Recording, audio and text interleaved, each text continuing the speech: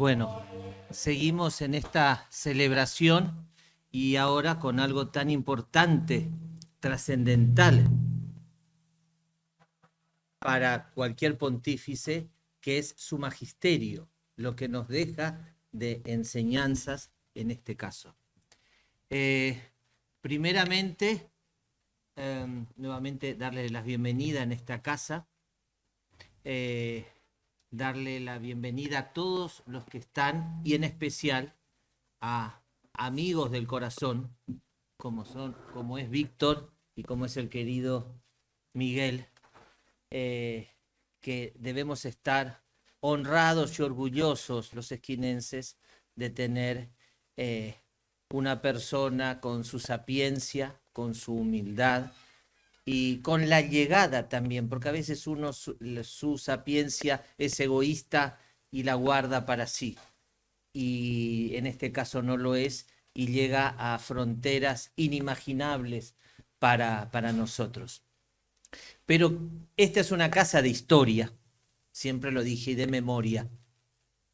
Y quiero comenzar esto con un ejercicio de memoria, mejor dicho, con dos. Estoy absolutamente seguro que si yo les pregunto ahora, como nos contó el padre, ¿dónde estaban exactamente hace 10 años? Todos van a saber decirme dónde. Eso es lo trascendental de ese momento. Ahí nos lo ejemplifica. Y por eso quiero hacerles el siguiente ejercicio de memoria. Por favor.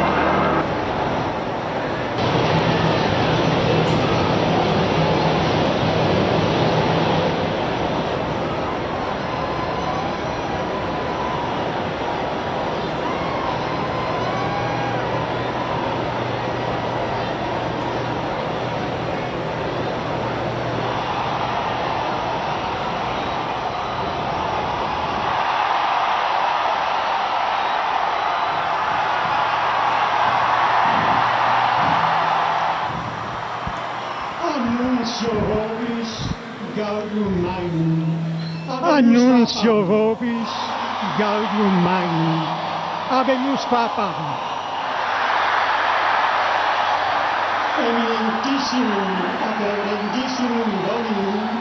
Eminentissimum ac reverendissimum Dominum, Dominum Georgium Marium, Sancte Romani Ecclesiae Cardinalem Bergoglio, qui sibi nomen imposuit Franciscum. Qui sibi nomen imposuit Franciscum.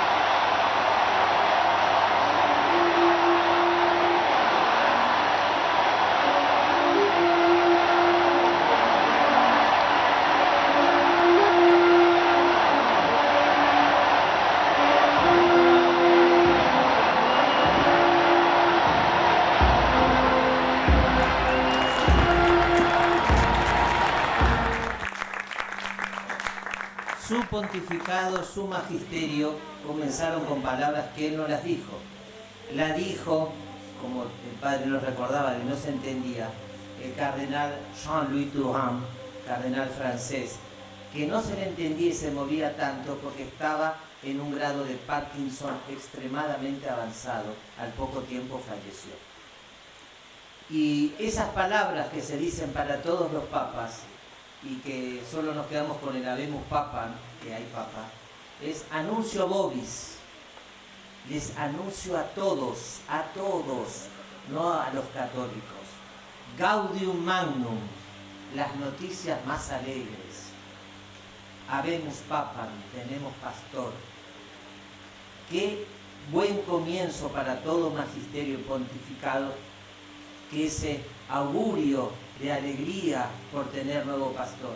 Y termina con Sui Nomen Imposuit, ha elegido el nombre de Francisco. Lo que marca en una palabra, en un nombre, toda una gran tarea de la cual estoy seguro ahora Miguel nos va a ilustrar y nos va a enseñar.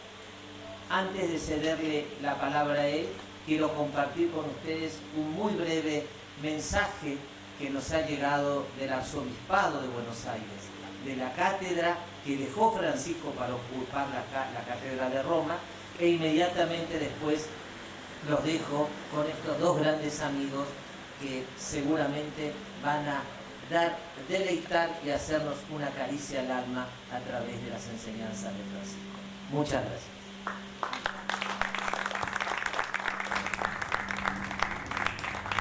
Un gran saludo desde la Catedral de Buenos Aires al intendente de Esquina, al director general de Museos y Patrimonio, don Fernando Quevedo Orden, que ha tenido la magnífica idea de que en este 10º aniversario del Papa hacer esa muestra sobre el Papa Francisco, cuyas fotos que vi me parecieron estupendas, y además para que no solamente sea un recuerdo, sino que sea algo habitual, la predicación, la enseñanza del Papa, ese conversatorio sobre estos 10 años del Papa Francisco, ¿no? 10 años que han conmovido y siguen conmoviendo a la Iglesia. Hace 10 años aquí, en esta misma catedral, decíamos que los cardenales puedan encontrar a aquel a quien Dios ya había elegido, porque era el más parecido a Cristo, el más parecido a Jesús. Y sale elegido el cardenal Bergoglio. Ese cardenal que, convertido en Papa, nos muestra todo el camino de Dios, es perdón, es misericordia, es entrada amplia para todos. El Papa de la inclusión, el Papa que nos acerca al corazón de Dios sin ninguna condición más que la que nosotros tengamos la disponibilidad interna para llegar. El Papa que se acerca al mundo, el Papa que entiende la fraternidad universal, el Papa que nos enseña a cuidar la casa común. Un gran saludo y agradecido entonces por todo lo que están haciendo.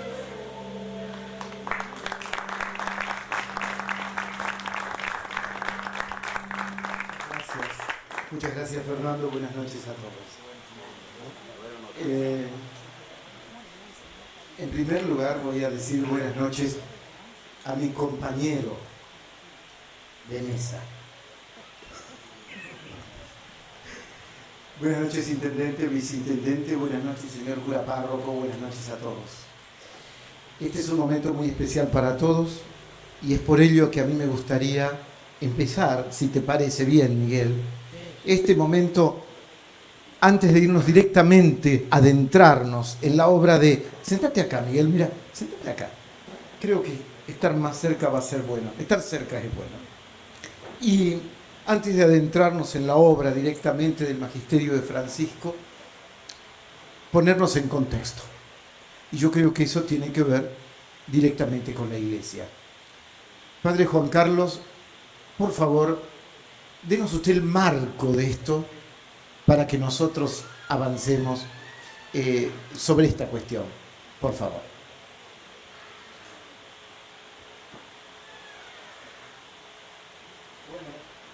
Hola, gracias a todos por venir y gracias, la verdad que pensaba esta tarde, esta noche, ¿no? No todos servimos para todos, pero todos servimos para algo.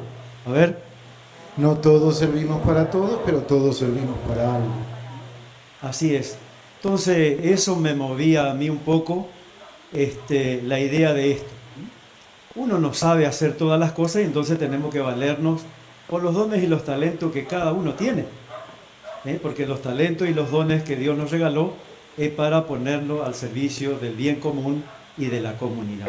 Entonces, eso era lo que nos movía un poco con Fernando también para organizar esto, y la verdad que para mí es un honor que esté con nosotros el profesor Miguel Barrios, para el cual pido un aplauso.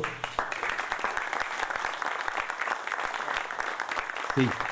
Y el periodista Víctor Sánchez, a quien todos conocemos también. Cara ya conocido, ¿no? Bueno, yo no iba a hablar, ¿no? Por eso yo ya me senté allá en el fondo, ¿no? Entonces, bueno, eso. Bienvenidos a todos y disfrutemos de esto, de lo que ustedes saben hacer. Muchas gracias. Gracias, Padre.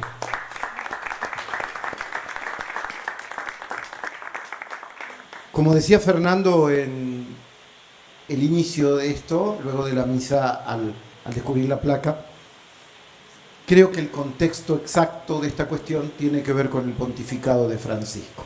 Una de las grandes revoluciones que ha tenido Francisco ha sido la inclusión de la mujer en la Iglesia en lugares muy importantes. Esta cuestión de género que hoy habla tanto el mundo, en nuestra Iglesia Católica es muy antigua, es de la institución más antigua, y luego se fue apagando, y digo más antigua porque Dios, el ángel, perdón, no se le aparece a un pastor ni a un rabino, se le aparece a una mujer que se llama María. Y esto se fue apagando a lo largo de los siglos. Y Francisco, uno de sus logros, es revitalizar esto.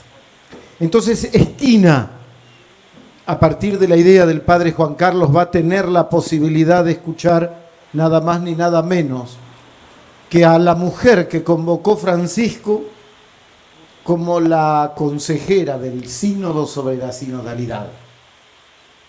Vamos a escuchar a la jesuitina María Luisa Berzosa. Buenas tardes desde Roma. Soy María Luisa Berzosa, religiosa de la Congregación Hijas de Jesús, de espiritualidad ignaciana, dedicadas a la educación. Soy española y ahora vivo en Roma. Soy consultora de la Secretaría General del Sínodo y participo en dos comisiones, la de espiritualidad y la de comunicación, que son un poco los brazos alargados de la Secretaría General, donde colaboramos a la realización de este proceso sinodal. Me han invitado a participar en este homenaje por los 10 años del pontificado del Papa Francisco en la ciudad de Esquina, en la provincia de Corrientes, que se va a tener mañana lunes. Entonces lo hago con mucha gratitud, con mucha emoción, también felicitando esta iniciativa del párroco, de Juan Carlos Mendoza, y al que he sido invitada por mi querido amigo Víctor Sánchez.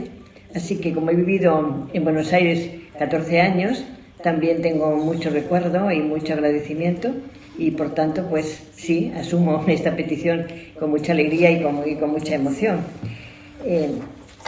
Durante mi tiempo de permanencia en Roma, mejor dicho, antes de venir a Roma, participé en dos sínodos, el de la fe, los jóvenes y el discernimiento vocacional, y después en el de la Amazonía, y ahí he podido también tratar más de cerca al Papa Francisco, porque él, a pesar del trabajo intenso del sínodo que teníamos, siempre en los momentos informales está presente, escucha, atiende, está como sin hacer nada más que estando, y entonces crea un ambiente distendido, cordial, porque está alegre, está bromeando, y eso nos da la posibilidad de un conocimiento mayor. Él pues rompe los protocolos cuando puede. Entonces, bueno, con esa perspectiva de mi relación y de mi conocimiento, he estructurado un poquito esta intervención en dos momentos. Un poco, primero, cuáles son los regalos, considero yo, de esta década, ¿verdad? El primero, he anotado que haya reavivado el fuego del Concilio Vaticano II, que estaba bastante apagado, ¿verdad? El segundo, pues los documentos que nos ha ido ofreciendo, que son un itinerario teológico pastoral, que desde ángulos diversos nos acerca a Dios y al mundo de un modo integrado, porque evidentemente no podemos llegar a Dios fuera de este mundo, sino bien metidos y comprometidos en él. es como una secuencia que va creciendo, ¿verdad? Que desde Evangelii Gaudium a Predicate Evangelium, que es la reforma de la Curia, el último documento, pasando por Fratelli Tutti, Laudato Si, Amoris Laetitia, Gaudete Exsultate, Christus Vivit y Querida Amazonía, etc. Pues estos documentos, tercer regalo, se traducen en vocabulario que me atrevería a decir existencial, como una lluvia de ideas lo formulo, porque nos aboca a las causas que afectan a la humanidad. Él habla mucho de cambio de época, de periferias, de fronteras, de misericordia, creyentes e increyentes, niños y ancianos, mujeres, migrantes y refugiados, descartados, tema de paz, de pobres, abusos, economía, pacto educativo global, casa común, sínodo y sinodalidad. Bien, cuarto regalo, su altavoz amplificador de estos temas son las audiencias semanales, el rezo del Ángelus, la elección muy marcada de países y lugares para sus viajes, el lugar donde vivir. Creo que es el Papa de los gestos que confirman sus palabras. En quinto lugar, creo que es un profeta para nuestro tiempo, un profeta contracultural. Ha traído un aire fresco y renovador a nuestra Iglesia, poniendo a Jesús y a su Evangelio en el centro y poniendo a la persona en el centro. Su lenguaje es claro y directo, se le entiende muy bien, demasiado bien diría yo, y por eso las críticas y resistencias que él conoce y admite como parte de un cambio, pero no pierde su alegría, no pierde su confianza y su esperanza en seguir adelante. Y en sexto lugar, un gran don creo es este sínodo de la sinodalidad, esta manera de ser Iglesia con participación, comunión, misión, que tuvo su origen en el Concilio Vaticano II y que ahora recobra su fuerza con la invitación universal a la participación, a no dejar a nadie fuera, a ir a buscar a quienes se han alejado o hemos dejado que se alejaran. Ahora el documento preparatorio del sínodo viene desde las bases, no como en otros sínodos que cuando llegábamos al aula ya teníamos un documento elaborado por un grupo de personas. Ahora estamos todos y todas invitados a crear, a hacer ese documento que será objeto de discernimiento y de estudio en las futuras sesiones sinodales. De cara al futuro, que ya es inmediato, pues los desafíos son varios, ¿verdad? Y profundos también y de mucha delicadeza, diría yo, para tratarlos. En primer lugar, yo afirmo que la sinodalidad ha venido para quedarse, este modo de ser y actuar en la Iglesia. Creo que no tiene vuelta atrás, pero es un reto mantener ese modo, ¿verdad? Segundo, el clamor universal que ha llegado a la Secretaría del Sínodo sobre acoger a personas que hemos dejado a los márgenes ha sido muy fuerte, yo diría que universal. De todas partes han llegado clamores casi unánimes, ¿no? Y grupos de diversidad sexual, divorciados y vueltos a casar, sacerdotes secularizados, núcleos diversos de familias. Hay un colectivo que se llama enfermos electrosensibles, que es desconocido y que también se quiere que se tenga en cuenta. Las personas encarceladas, los jóvenes, las mujeres. Bueno, estos grupos han hecho muchas aportaciones y muy profundas, con discernimiento, pidiendo a la Iglesia que los acoja, porque quieren vivir como cristianos, quieren vivir su fe dentro y no al margen. Por mi mano han pasado algunos documentos de estos verdaderamente muy bien elaborados, con mucha profundidad, después de un serio discernimiento, y verdaderamente merecen atención, ¿no? Creo que son gritos que no pueden dejar de escucharse. Otro importante desafío es la presencia y responsabilidades y visibilidad de las mujeres en la Iglesia. El Papa Francisco ha dado pasos significativos, pero queda mucho camino por delante. Es verdad que siendo pocas, vamos entrando en ámbitos donde solo había obispos, cardenales, ahora hemos entrado en mujeres, varones, eso va cambiando la dinámica, pero aún queda mucho, ¿no? Otro desafío importante que hemos visto en el Sínodo es la reforma de los seminarios, los planes de formación de los seminaristas, tema urgente por el tema fuerte del clericalismo en nuestra Iglesia, y también la presencia de mujeres siendo docentes, siendo teólogas como son, en los seminarios también ayudaría, ¿verdad? Y cómo no crear otros ministerios, porque no hay sacerdotes y pastoralmente las personas viven y mueren sin ayuda, sin auxilio. Ahí está también la Comisión del Diaconado Femenino, la ordenación de varones casados, el celibato opcional, etcétera, ¿no? Tantos campos que están ahí como camino abierto, ¿verdad? Creo que el desafío importante es que la Iglesia sea paso, sea puente, nos lleve a Jesús y al Evangelio y no sea meta, sea solo camino, sea puente, ¿verdad? Su mejor servicio es presentarnos a Jesús, que nos invita a vivir según el Evangelio y que es un Jesús que sana, que acoge, que perdona, ¿verdad? Ya sabemos. Un desafío importante creo que es reconocer nuestros pecados de abusos, pedir perdón, porque creo que no puede haber sinodalidad si no hay reconciliación, porque no se establece la comunión. Entonces es urgente también considerar esto que hacemos mal y asumirlo y pedir perdón para mejorar, ¿verdad? Quiero terminar con un canto a la esperanza, a la colaboración corresponsable. Confío en que el Papa y los obispos tienen mucha tarea por delante, pero quiero sentirme parte activa, no espectadora. Por tanto, quiero poner todo lo que esté en mi mano y a mi alcance para hablar de la Iglesia en primera persona, para sufrir y gozar con ella y para comprometerme con mi pequeño gran aporte a que mejore su rostro y sus entrañas. Creo que el Espíritu nos conduce, que Él hace nuevas todas las cosas y ya vemos brotes de vida que queremos hacer crecer para que la Iglesia sea lo que el Señor sueña. Muchas gracias por la posibilidad, por la invitación y muy feliz homenaje a nuestro querido Francisco.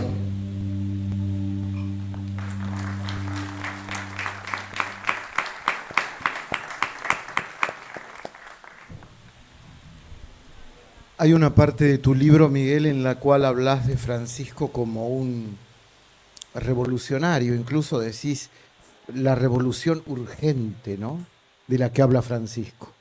Un poco versosa desde allá, desde el corazón de Roma, hablaba de todo esto también revolucionario, ¿no? ¿Considerás que Francisco es un revolucionario?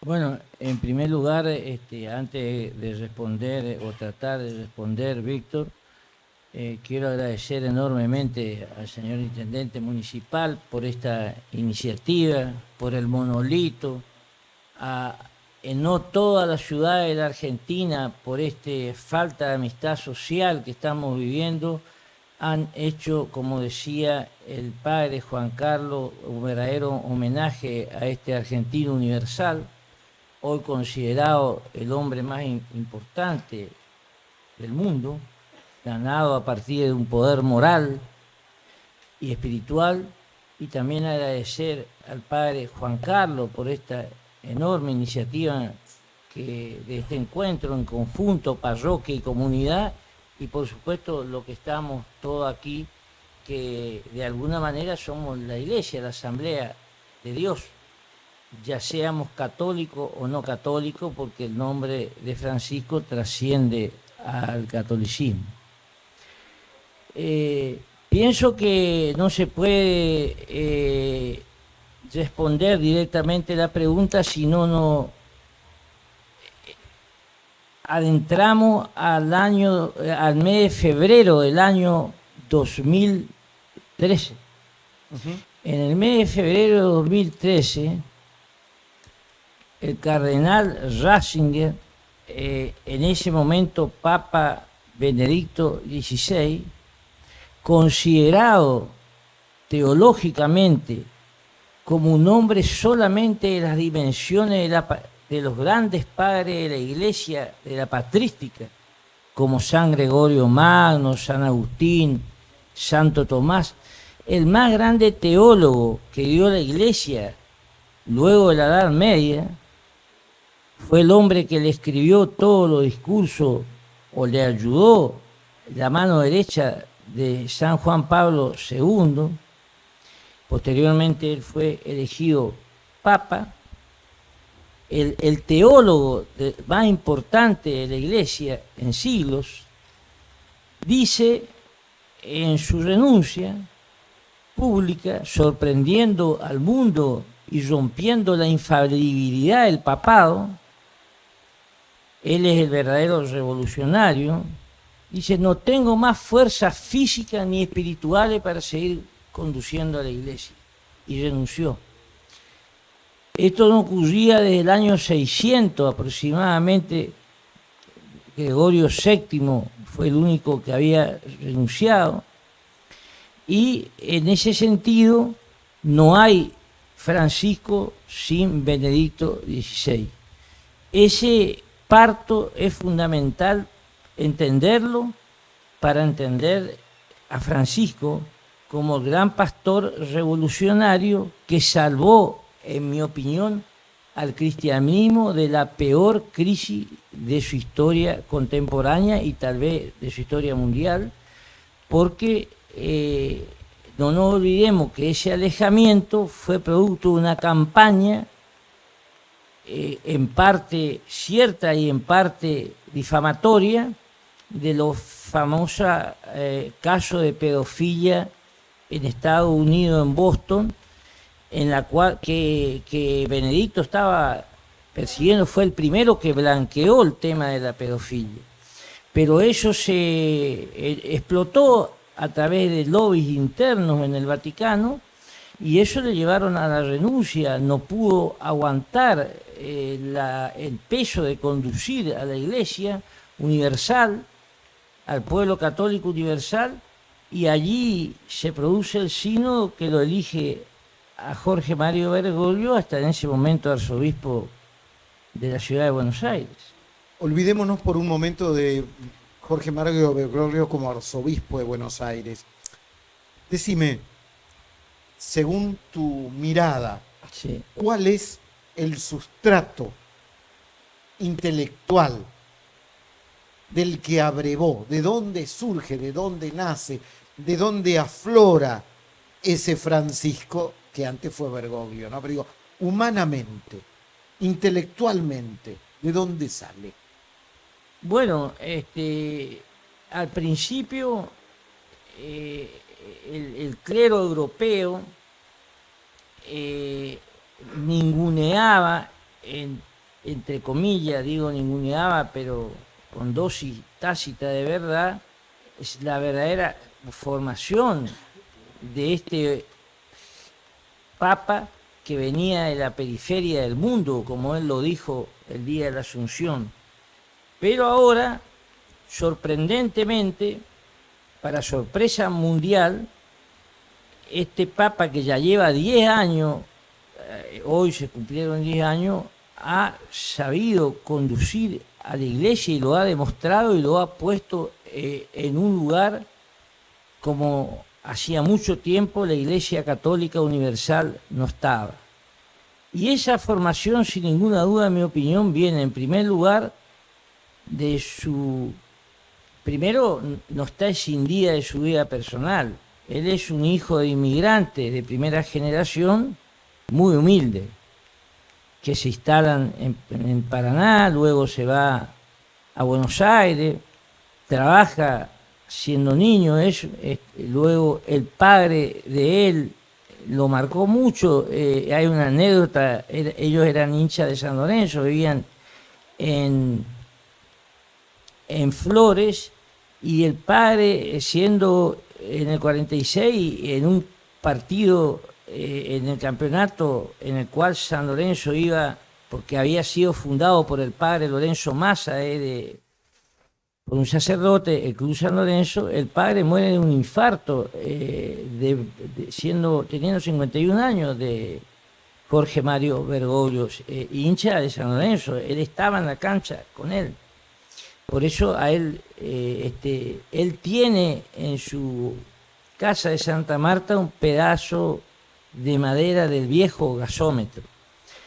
Sin duda, su madre, trabajadora también, modista, y él entra, había sido una vida normal, se le conoce novia, salía con sus compañeros, hasta que tuvo un llamado, entra al seminario y ahí yo creo que es central, luego pide entrar en el noviciado de la Compañía de Jesús. Él es jesuita, el primer papa argentino, latinoamericano y jesuita.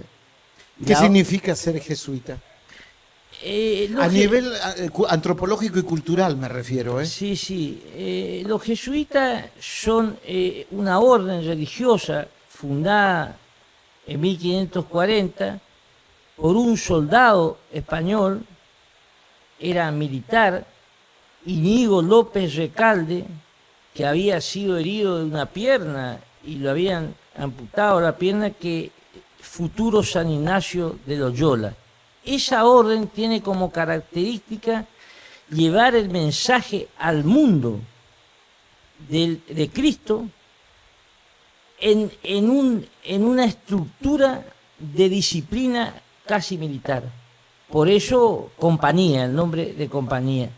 Teniendo 3 votos: el voto de pobreza, de castidad y de obediencia absoluta al general de la orden. Ellos dependen por supuesto, del Papa, pero la orden en sí depende de un general que está en Roma. Y esa orden, esa compañía de Jesús, donde mayor floreció en el mundo, en su tarea de divulgación y de transmitir el mensaje cristiano y la evangelización, fue en nuestra zona aquí, en las misiones jesuíticas. Corrientes tiene 4 pueblos jesuíticos, y es muy importante: Yapeyú, Santo Tomé. Santo Tomé, La Cruz y Santa Ana. Esos son los 4 pueblos. Incluso cuando nació San Martín, Yapeyú no era de Corrientes, era un pueblo de las reducciones jesuíticas. El origen del chamamé, según estudio del padre Cini, fue justamente allí el órgano portátil del coro en Yapeyú. Y luego están los pueblos jesuíticos en Misiones, en Paraguay y en Brasil. Miguel, hay un libro que vos lo terminaste de presentar ahora que se llama Poliedro y Amistad Social. Sí. Vos en el capítulo primero tomás una frase casi, un pensamiento muy jesuítico, que Francisco lo plasma en su magisterio. Y dice: el todo es más que las partes. Francisco repite permanentemente: el todo es más que las partes y la realidad más que las utopías. Esto es algo, podríamos decir, muy jesuítico, porque los jesuitas lo plasman a eso en sus misiones, ¿no? Acá en América Latina, justamente. Sí, pero aunque parezca, esto es uno de los grandes descubrimientos, el programa de Francisco, que es una exhortación apostólica, que no llega a ser una encíclica, sino que es una carta, un programa de gobierno, se llama Evangelii Gaudium, el Evangelio de la Alegría, que lo hizo en el mismo año 2013, donde hace un planteo de un diagnóstico mundial antropológico, y empieza y termina con sus axiomas, que lo empieza a utilizar ya desde el año 1978, siendo provincial de la Orden de los Jesuitas. Él fue provincial de la Orden de los Jesuitas en Buenos Aires, que es: la realidad supera a la idea. El todo es superior a las partes.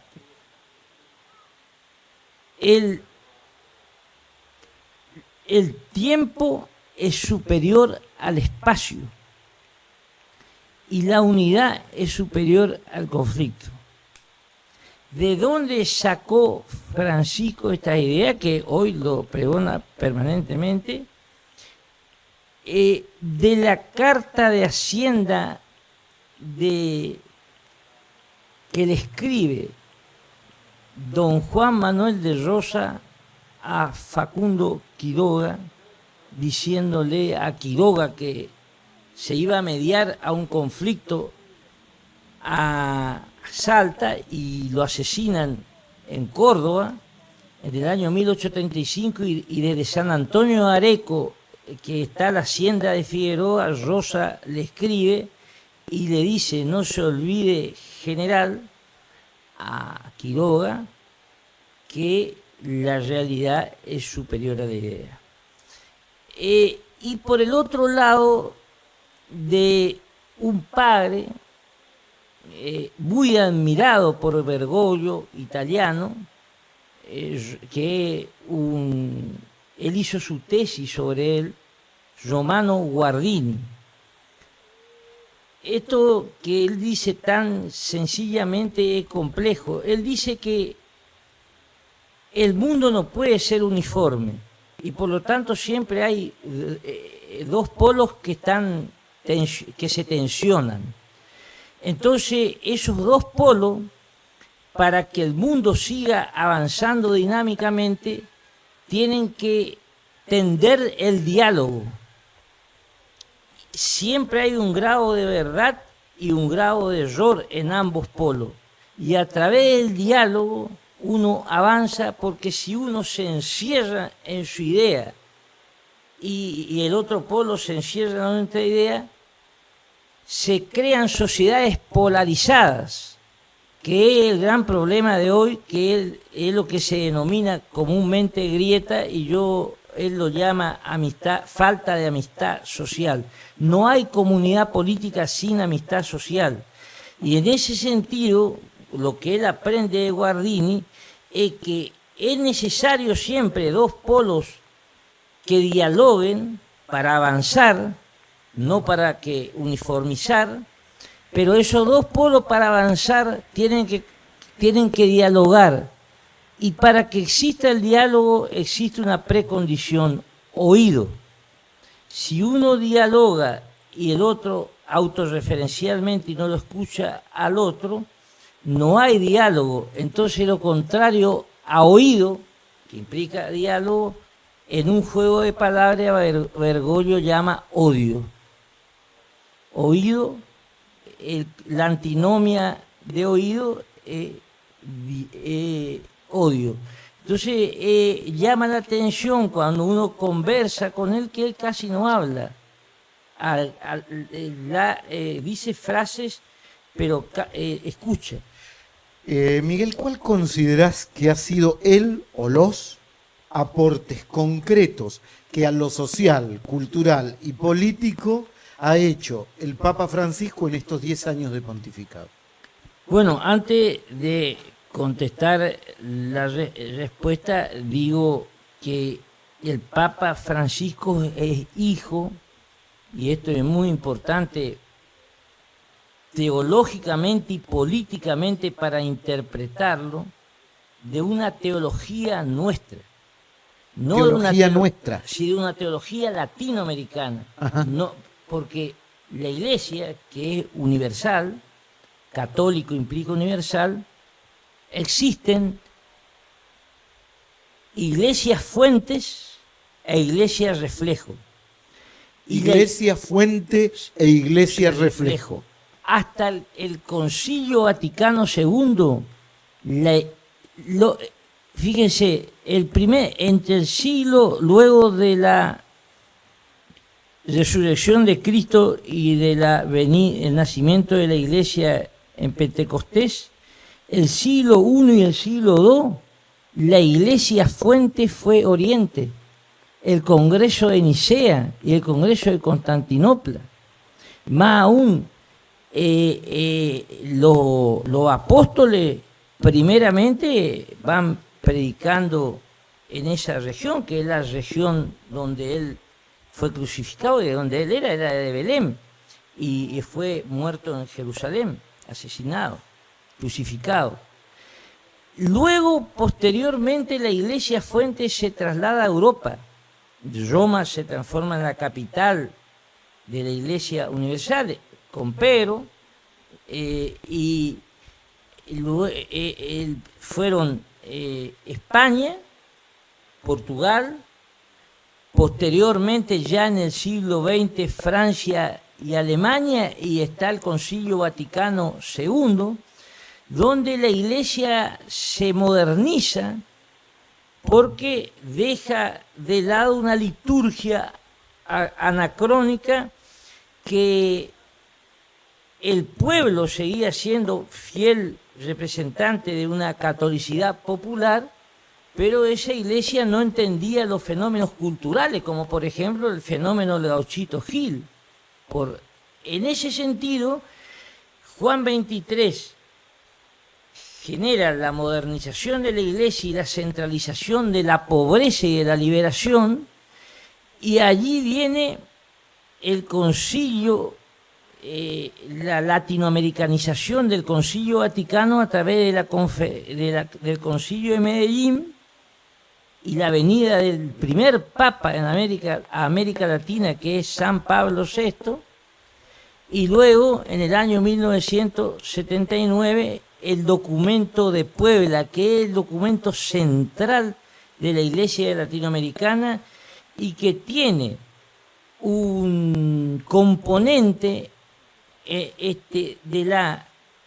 una teología de la misericordia, es decir, de la compasión absoluta con la pobreza y con la historia de cada lugar, o sea, con la historia de nuestro pueblo, la patria grande, la compasión hacia las inequidades sociales, incorpora el concepto de pecado social, que el pecado no solo es personal, sino hay estructuras económicas, sociales y políticas injustas que hacen de que vivamos también en situación de pecado social, no solo personal, e incorpora la evangelización evangelización a partir de la cultura.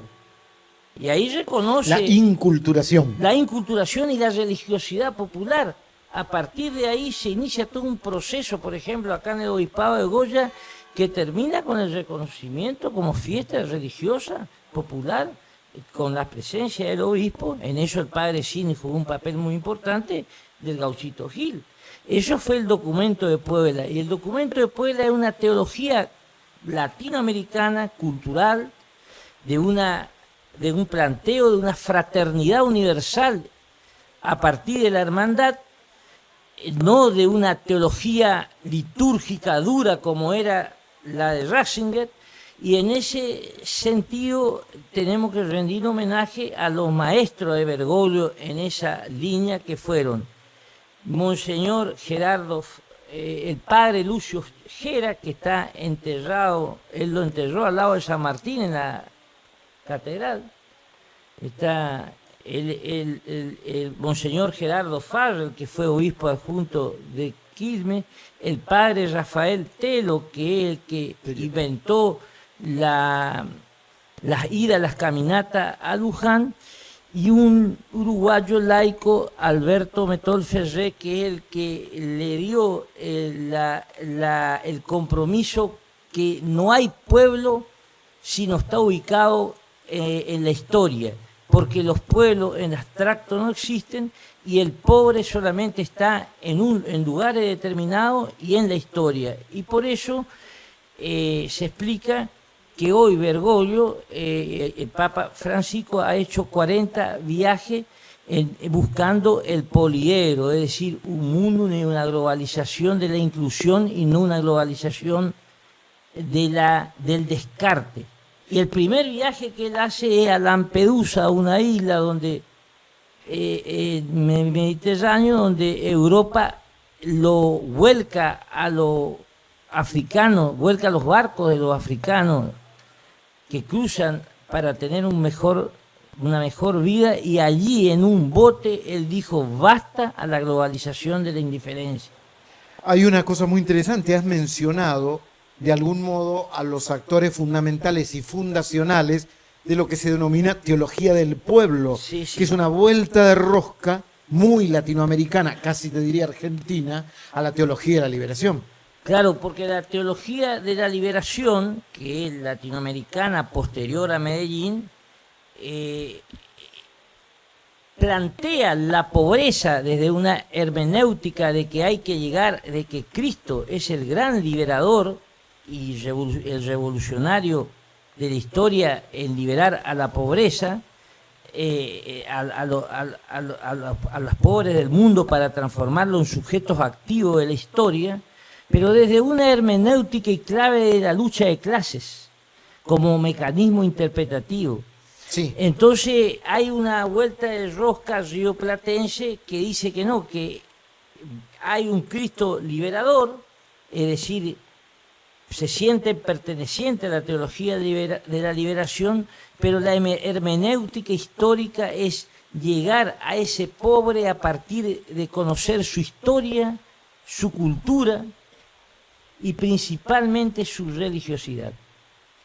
Vos hablaste recién de Poliedro. Sí. Y de algún modo Poliedro es la figura que a él lo define, ¿no? Él dice que la esfera es equidistante, es todo igual, y a él lo que le importa es la diversidad, el matiz que da cada arista del poliedro y que todos conforman ese mismo cuerpo, ¿no? Bueno, el poliedro él lo contrapone con la esfera. Él dice, una esfera uniformiza y por lo tanto en esa uniformidad sin diferencia hay un jefe. pero el poliedro es una figura geográfica en la cual tiene caras planas y eso significa de que hay diversidad en el mundo y lo que realmente enriquece a la humanidad es su diversidad.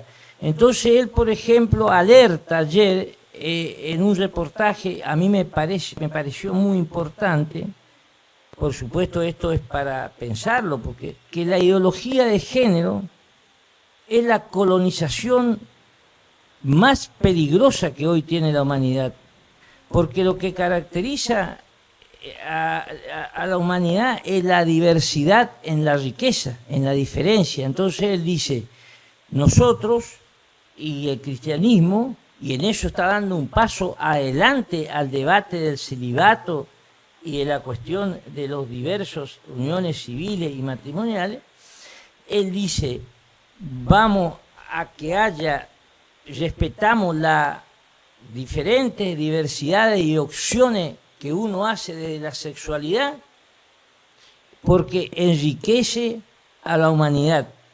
Ahora, de lo que no podemos estar a favor es de una antropología de género que va más allá de lo sexual, donde todo vale. En ese todo vale están poderes superiores ocultos, los grandes redes de los medios sociales, las redes sociales, los imperialismos financieros, los mercenarios de la guerra, donde corremos el riesgo de que la humanidad desaparezca en su diferencia. También alerta, y es el único que lo está haciendo, en que como está naciendo un movimiento ideológico transhumanista, en la cual, esto ya está, no estoy hablando de ciencia ficción, están naciendo hombres prótesis, es decir, cómo perfeccionarlo al hombre a partir de darle aplicaciones tecnológicas a nivel de software con inteligencia artificial, macroprocesamiento de datos, y que toma autonomía y que puede tomar autonomía del propio género humano y que posiblemente ya está conviviendo con nosotros en sectores del Silicon Valley o en China. En el fondo, la Tercera Guerra Mundial es una guerra del 5G, o sea, de la inteligencia artificial, que, dicho sea de paso, imprime todos los órganos del cuerpo excepto el corazón y el cerebro. Entonces él lo que dice es cuidado con la antropología de género, que no es lo mismo que respetemos a la ideología de género. Con la ideología de género, que no es lo mismo que respetemos las diversas opciones de la diversidad sexual y también de las adhesiones a las diversas opciones de género, sino que no transformemos eso en una ideología. Y en el caso de la antropología digital, hay un hecho que ha roto el sistema educativo y no estamos enterados, y que nació hace 4 meses. Microsoft ha creado un chat GTP en el que uno en la computadora dialoga interactivamente poniendo cualquier libro. Ya no es que mira como Google, sino que dialoga interactivamente con el robot artificial y un médico puede estar conversando y preguntándole a ese robot que tiene millones de datos, estar conversando y ese robot enseñándole a ese médico. Por eso es fundamental ahora que cada disciplina esté vinculada a la inteligencia artificial, y eso ha transformado hoy a la escuela en el nivel primario, secundario y universitario en instituciones débiles. Uno puede decir, bueno, pero usted está hablando de eso y nosotros estamos en otra realidad. No, la cuestión pasa en que aunque estemos en otra realidad, las redes sociales, el continente Internet, a través de la telefonía celular, o sea, de la digitalización, atraviesa todos los sectores sociales. Vos hablabas y estamos hablando fundamentalmente para dos públicos, digamos. Un segmento donde hay religioso y otro segmento político. Te decía hoy, ¿cuáles serían, según vos, los aportes fundamentales, un par, que ha hecho Francisco a la política hoy en el mundo? Bueno, con respecto a la política en el mundo, se ha transformado él en el principal líder religioso de consulta a nivel mundial. Eso ya dice por sí solo del nivel de la estatura que estamos hablando de su magisterio. En segundo lugar, él plantea de que hay que actuar en política. Fomenta la participación activa en la política en cualquier instancia, entendiendo la política como la dimensión más profunda de la caridad. Pero advierte que las sociedades no avanzan si hay polarizaciones. Si de un polo no dialoga con el otro polo, esas sociedades no avanzan, y eso es lo que está pasando a nivel mundial.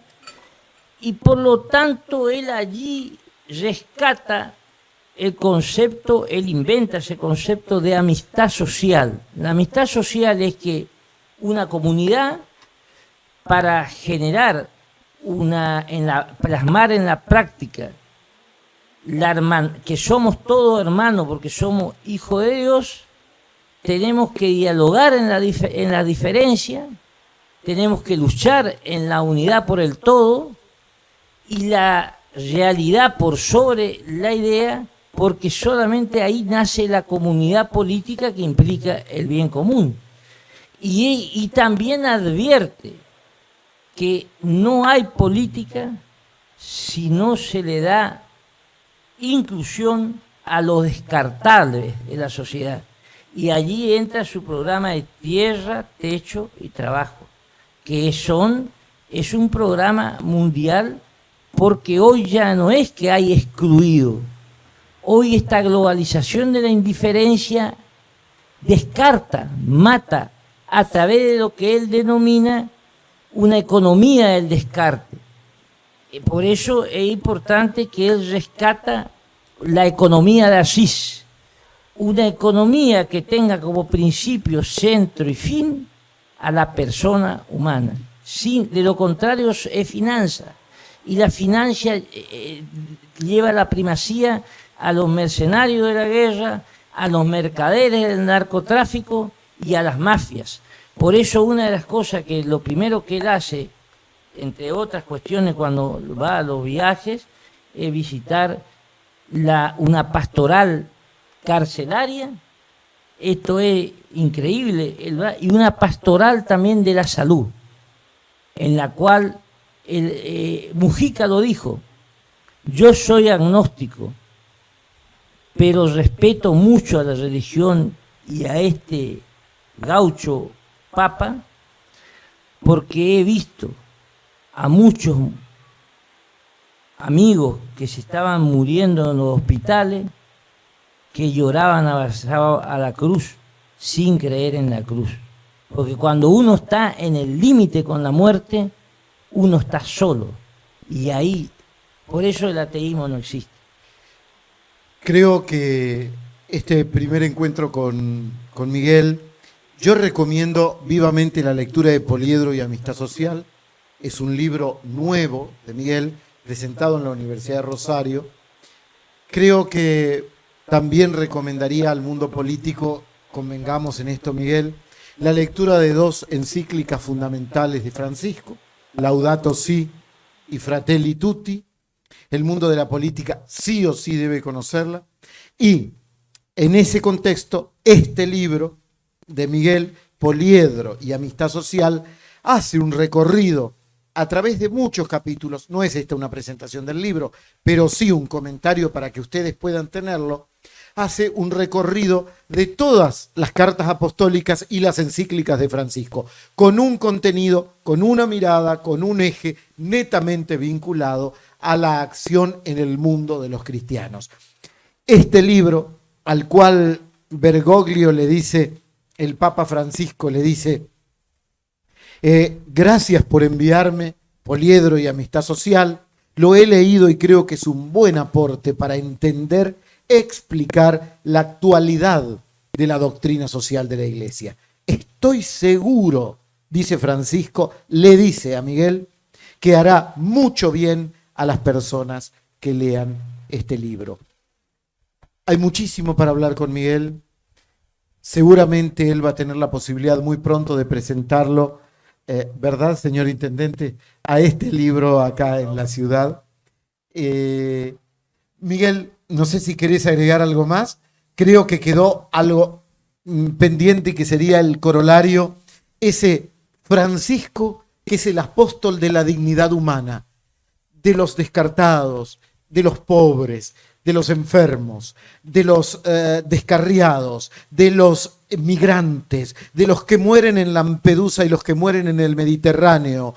Hoy, casualmente, hoy, no sé si el padre ha leído el padre Juan Carlos, pero hoy se aprobó la liturgia de la bendición de las parejas del mismo sexo en Alemania. Los sacerdotes ya van a poder bendecir el amor de las parejas del mismo sexo. Eso sucedió hoy, 13 de marzo, en Alemania, en la Conferencia Episcopal Alemana.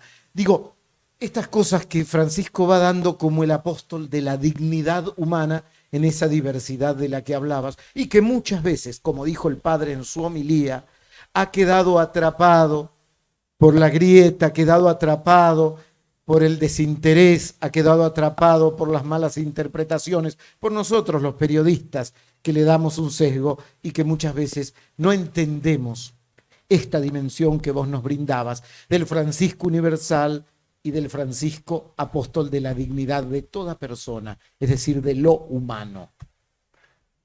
No, yo quería decir simplemente que también es el hombre de la paz mundial. Él, no nos olvidemos que la pandemia, atravesó la pandemia y rezó solo en la plaza de San Pedro. Es el símbolo del papado de él cuando dijo... Como la cúspide, ¿no? Como la cúspide. O nos salvamos entre todos o no nos salva nadie. Y con una cuestión, y que hasta acá está el doctor Ramírez y muchas veces hablamos con él, el origen del COVID hasta el día de hoy no se sabe. El origen, estoy hablando, se sabe la respuesta de la vacuna. Posiblemente vengan nuevas pandemias, posiblemente haya sido una guerra, la primera guerra bacteriológica. Y Francisco, el COVID, una pandemia, implicó 4 crisis simultáneas: una crisis sanitaria, una crisis socioeconómica, una crisis política y una crisis del poder mundial, del desplazamiento del poder mundial, que se desemboca y no somos conscientes de que estamos en una tercera guerra mundial y nunca estuvo más cerca que en cualquier momento nos despertemos uno de estos días con una explosión nuclear. Es la única persona que es consciente y está pidiendo la paz a grito, Francisco, y en ese esquema está realizando una política internacional de acercamiento y de diálogo con todos los actores, no solo con Estados Unidos y con América Latina toda, sino con Europa, con China. Con China su sueño de viajar a China. Él, siendo joven, pidió para ir a misionar a Japón. Y también la relación con Rusia, que a través del patriarca Cirilo, y la relación con el Islam, a través no solo de la versión sunita, sino de la versión chiita, con todo el ámbito del Islam. Es decir, él ha llevado el poliedro, el diálogo, tragándose muchos sapos, por supuesto, a una estatura de que, reitero, hoy no va a haber paz mundial si no participa la única persona creíble como mediador, que es Francisco. Putin solamente lo va a aceptar a Francisco y Occidente solamente lo va a aceptar a Francisco. Así que roguemos que esto ocurra lo antes posible, porque reitero, acá no lo sentimos, pero la guerra mundial está y puede llevarnos a un holocausto, porque hoy por hoy no hay bomba atómica, pero hay una bomba que es mucho peor, que son las bombas cibernéticas.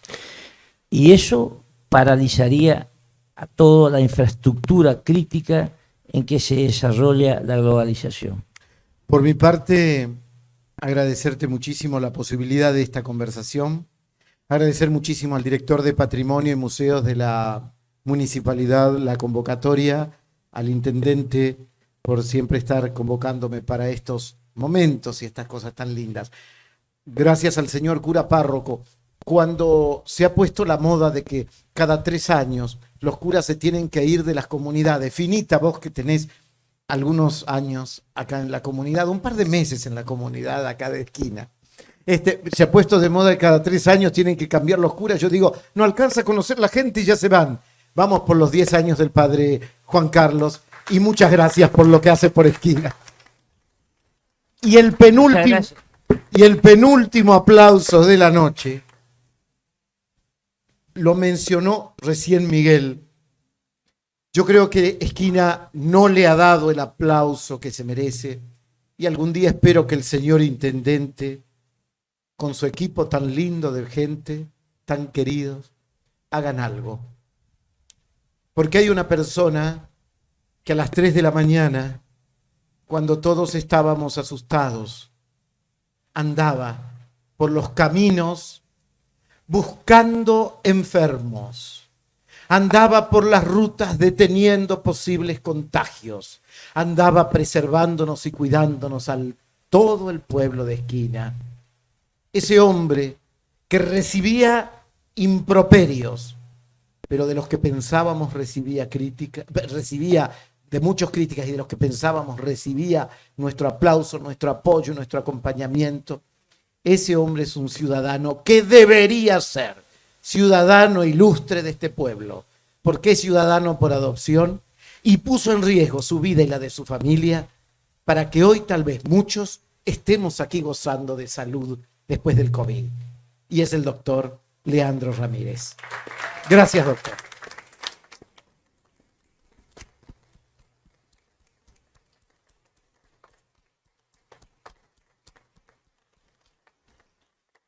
Miguel, gracias por tu presencia, gracias por este encuentro. Hasta el próximo café. Para Miguel el aplauso, señor. Muchas gracias.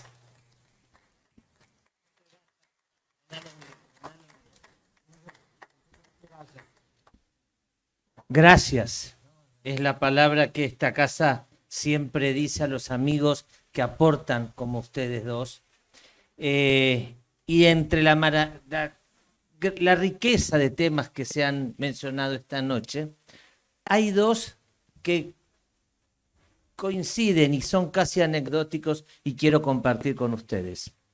Se habló de la guerra. Se habló hoy, la guerra tiene un símbolo, un nombre, Ucrania, donde hay mucha gente que está sufriendo y hay mucha gente de habla hispana. Y como anécdota les quiero contar que el homenaje que hoy la Embajada Argentina en Ucrania está haciendo para compartir con todos los de habla hispana, ¿saben qué es? Compartir la transmisión de esta charla. Hoy Esquina está en Ucrania y está llegando a todas las personas de habla hispana a través de nuestra embajada, que nos ha hecho llegar la felicitación por este homenaje y quiso usarlo como homenaje al Papa desde ahí. Y después, ya que se hablaban de actualidad, perdón señor periodista, le voy a robar la primicia, les voy a contar una actualidad. Nosotros nos nutrimos de los chusmas. De los chusmas.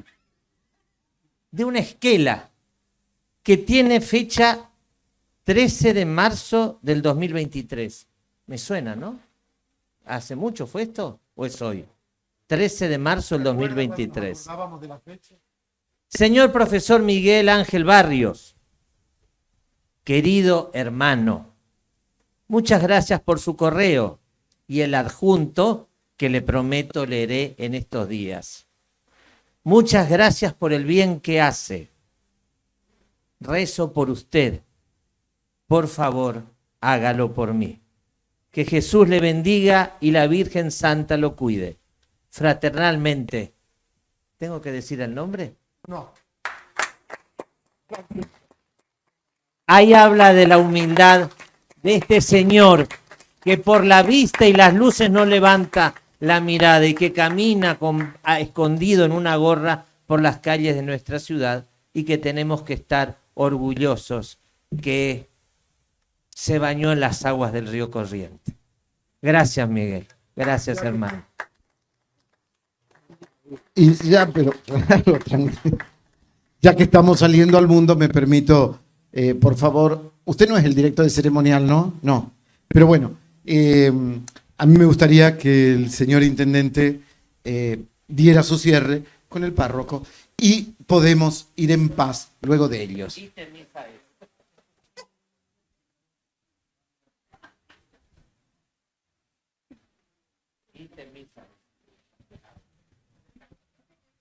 Bueno, gracias Víctor, gracias Miguel, Fernando, a toda la gente al padre Juan Carlos, por supuesto.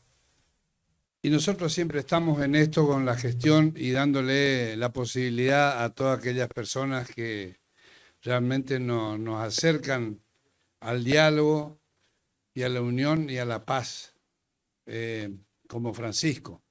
Así que, ¿por qué no la municipalidad no estar celebrando estos 10 años de pontificado al Papa Francisco, y que es nuestro, que es argentino y que no sé si viviremos otro, pero es así. Y cuando me dijo Fernando que íbamos a hacer esto, incluso me dijo Miguel y demás, ¿cómo no vamos a estar de acuerdo en esto si somos argentinos y somos hombres de fe y somos hombres de paz y queremos a todos ayudar, sobre todo a aquella gente que más nos necesita, no solamente al Estado, sino que también a la Iglesia, a la sociedad y a todos. Así que muchísimas gracias por estar. Seguramente estarán pasando por las redes esto, y bueno, a toda la gente que nos está también, le agradecemos mucho por ayudarnos a crecer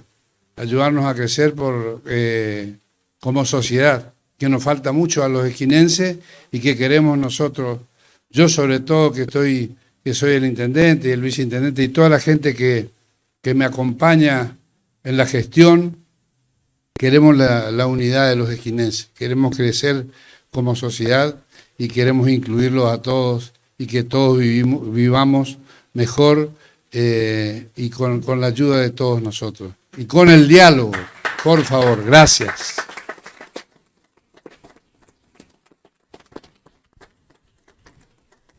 Bueno, nos vamos a poner de pie y vamos a rezar a María, Reina de la Paz, pidiendo por la misión apostólica del Papa Francisco, sobre todo la paz que tanto nos está haciendo falta.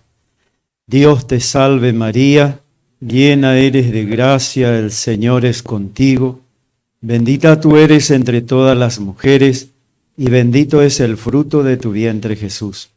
Santa María, Madre de Dios, ruega por nosotros pecadores, ahora y en la hora de nuestra muerte. Amén. Gloria al Padre, y al Hijo, y al Espíritu Santo.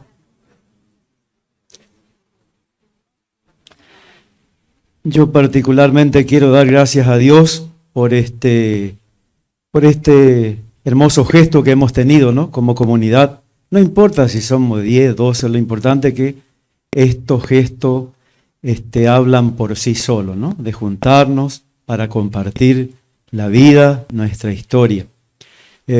Sinceramente estoy muy emocionado, ¿no? Siempre quería conocerlo y charlar con Miguel.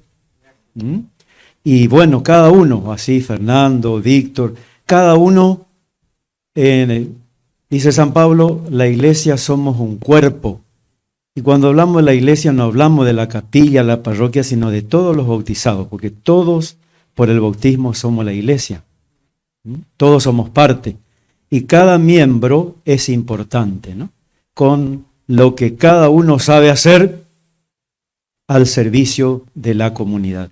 Yo creo que me parece a mí que no sé si lo estamos valorando suficientemente el gran potencial que tenemos aquí en Esquina, como el caso de Miguel. Mucho se puede aprender. Qué hermosas palabras, ¿no? Qué capacidad de síntesis. Bueno, también tiene una gran persona que sabe hacer las preguntas y sabe llevar esta conversación. Por eso cada uno, no tenemos que poner celoso, ¿no? Porque el otro tiene este don. Y si yo no tengo, bueno, pero cada uno tiene su don. Y cada uno somos un cuerpo, como el poliedro también, ¿no? Nadie es más importante que el otro. Y si estamos en la sociedad, en la comunidad donde estemos, en la misión, la función que estemos, estamos siempre para servir, ¿no? Qué lindo que cuando termine nuestra vida, la gente después nos recuerde por las cosas buenas que hemos hecho y no por las cosas malas, ¿no? Y todo lo que Dios nos da es para compartir. En el caso de los funcionarios, qué lindo, ¿no? Dios los llamó a ustedes para servir a la gente. Estaban para eso, para servir a la gente. Y qué lindo decimos, soy un servidor de Dios, porque todo lo que yo tengo es gracias a Dios. Entonces, ¿con qué pagaré al Señor todo el bien que me ha hecho? Pues la verdad, digo yo, no, cuando sabemos, pero en el buen sentido, ¿no? Utilizar a la gente y sacarle el jugo con los dones que tienen, ¿eh? Miren lo que se hizo en poquito tiempo, ¿no? Cuando lo llamé a Fernando y charlamos así vagamente, porque bueno, yo estuve de retiro, bueno, Dios fue haciendo la cosa, ¿no? Y decir, bueno, que esto de esta mujer que está ahora la primer mujer, ¿no? Entre obispos, cura y demás cosas como secretaria del sínodo, ¿quién creería eso, no? Que la tuvimos en directo acá, digamos, que nos estuvo hablando desde allá, contándonos cómo está yendo el sínodo. Sínodo quiere decir caminar juntos, no separado como estamos padeciendo en la Argentina hoy, que me duele mucho, ¿no? Me duele mucho eso, pero nosotros no tenemos que hacer lo mismo, no tenemos que comparar, tenemos que juntarnos, como hicimos esta noche, ¿no? Seguramente más alguno va a decir, el padre Juan Carlos es ahora el padre K, porque así es la gente, ¿no? Ahora voy a ser peronista. No, nosotros como el Papa tampoco no hacemos política de Estado, hacemos política de iglesia. Y como autoridades tenemos que dar el ejemplo, porque este gesto, aunque estemos poquito acá, vale mucho. Porque las cosas, siempre el reino de Dios es así, no es una cosa multitudinaria, ¿no? Jesús con los 12 transformó el mundo, ¿no? Y las cosas, el reino es como un granito de mostaza, como hoy, un pequeño granito que después esa planta va a seguir creciendo. Tal vez no veamos nosotros los frutos, pero lo verán otros. Pero un gesto vale más que 1000 palabras. El olivo que plantamos juntos, ¿no? Todos ustedes miraban y decían, el cura y el intendente, ¿no? Y siempre quien más cargo tenemos o servicio es cuando más tenemos que pisar el barro y estar con la gente, porque para eso el Señor nos llamó, la vocación de servicio. Pues si no estamos para servir, estamos de más. ¿Es así o no? Si no servimos, estamos cobrando un sueldo o lo que sea de más, ¿no? Dale a otro lugar. Papá decía, no quiero que haya otro más infeliz que yo, y nos sacaba pitando, ¿no? Entonces, y bueno, así que muchísimas gracias a todos, no me quiero olvidar nada, porque mucha gente, ¿no? Desde los que estaban plantando el jardín, lo que hicieron, el monolito, bueno, toda la gente que puso su granito de arena, la organización, todo, a todos, Muchísimas, pero muchísimas gracias. Y bueno, este es el camino, como nos decía hermosamente Miguel, ¿no? ¿A qué está apuntando el Papa? ¿No? Y que yo les invito a que conozcan la iglesia, ¿no? Porque a veces hay muchos prejuicios, ¿no? Nos han dado que la iglesia es retrógrada, que no estamos de acuerdo. En la iglesia, aquí en Santa Rita, a nadie se le dijo, vos sos homosexual, vos sos lo que sea. Nunca, hace 9 años que estoy, a nadie se le discriminó. A nadie. Siempre estamos abiertos a todo, porque todos somos hijos de Dios. Todos somos hijos de Dios, ¿no? Y más, con más razón, en mi caso de sacerdote, ¿no? Demostrar una iglesia madre.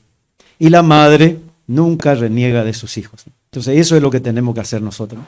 Acérquense, porque ustedes también son la iglesia.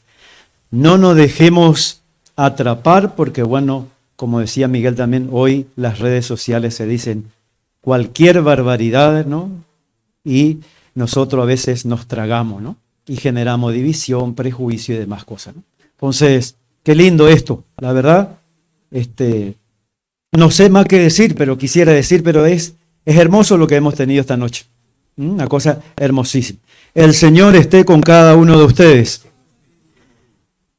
Vamos a pedir al Señor que nos bendiga como pueblo, como nación. Nuestra querida esquina, tan hermosa, tan rica, tan apetecida por los foráneos, ¿no? Que el Señor nos dé luz a todos y cada uno para que sigamos engrandeciendo a nuestra querida esquina. En el nombre del Padre, del Hijo y del Espíritu Santo. Muchas gracias y vayan en paz. Bueno, un aplauso para todos.